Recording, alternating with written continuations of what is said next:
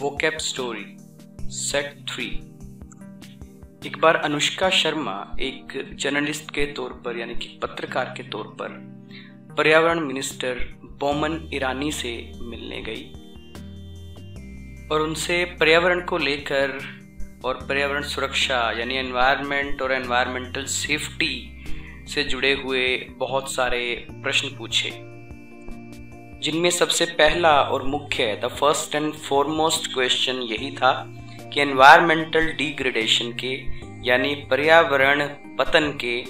क्या कारण हैं। इस पर जवाब देते हुए बोमन ईरानी ने डिफॉरेस्टेशन यानी कि जंगलों के कटाव को सबसे मुख्य वजह बताया। उन्होंने कहा कि अर्बनाइजेशन और इंडस्ट्रियलाइजेशन के लिए जंगलों को काटा जा रहा है, यानी कि शहरीकरण के लिए और इंडस्ट्रीज को विकसित करने के लिए जंगलों को काटा जा रहा है। और ये सभी जानते हैं कि पेड़ पौधे कार्बन डाइऑक्साइड को एब्जॉर्ब करते हैं जिसे हम एमिट करते हैं, और पेड़ पौधे ऑक्सीजन को रिलीज करते हैं जिसे हम एब्जॉर्ब करते हैं या इनहेल करते हैं। यानी कि पेड़ पौधे CO2 को सोखते हैं जिसे हम छोड़ते हैं, और पेड़ पौधे ऑक्सीजन को छोड़ते हैं जिसे हम इनहेल करते हैं यानी कि सांस के जरिए लेते हैं। उन्होंने दूसरा मुख्य कारण बताया वेहिकुलर और इंडस्ट्रियल एमिशन को, यानी कि व्हीकल से निकलने वाला धुआं और इंडस्ट्री से निकलने वाला धुआं, जिससे कि कार्बन फुटप्रिंट बढ़ रहा है। यानी कि धुएं में सबसे ज़्यादा मात्रा कार्बन डाइऑक्साइड, कार्बन मोनोऑक्साइड की होती है, और हम लोग हर रोज़ अपने जीवन में आगे बढ़ते हुए बहुत सारा CO2 पीछे छोड़ते जा रहे हैं, जिसे कार्बन फुटप्रिंट कहते हैं। अनुष्का शर्मा ने पूछा कि इस एनवायरमेंटल पॉल्यूशन के सबसे बुरे परिणाम क्या हो सकते हैं। इस पर बोमन ईरानी ने कहा कि पर्यावरण प्रदूषण यानी एनवायरमेंटल पॉल्यूशन के बहुत सारे दुष्प्रभाव यानी कि इल इफेक्ट्स हो सकते हैं, और सबसे पहला है ग्लोबल वार्मिंग यानी कि धरती के तापमान में वृद्धि, जिससे क्या होगा कि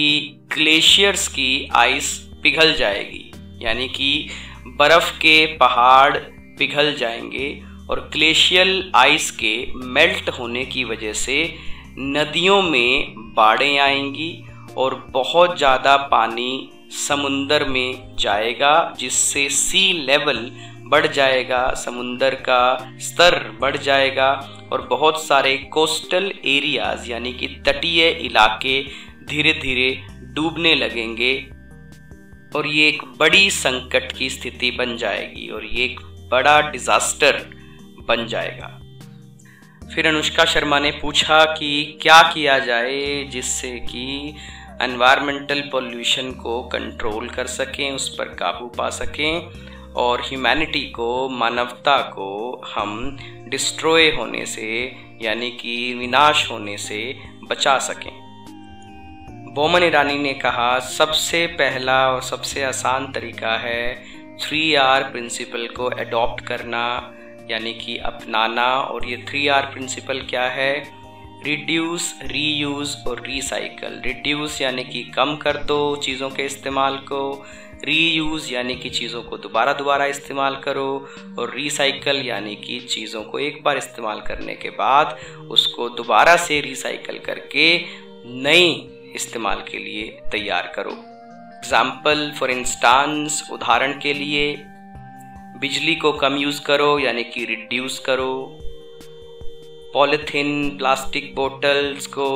दोबारा इस्तेमाल करो यानी कि रीयूज़ करो, और पेपर जैसे प्रोडक्ट्स को दोबारा से रिसाइकल करके इस्तेमाल करने की कोशिश करो।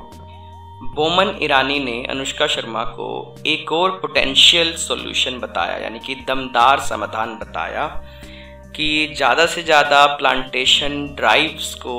ऑर्गेनाइज करके पेड़ों की संख्या में इजाफा किया जा सकता है, जिससे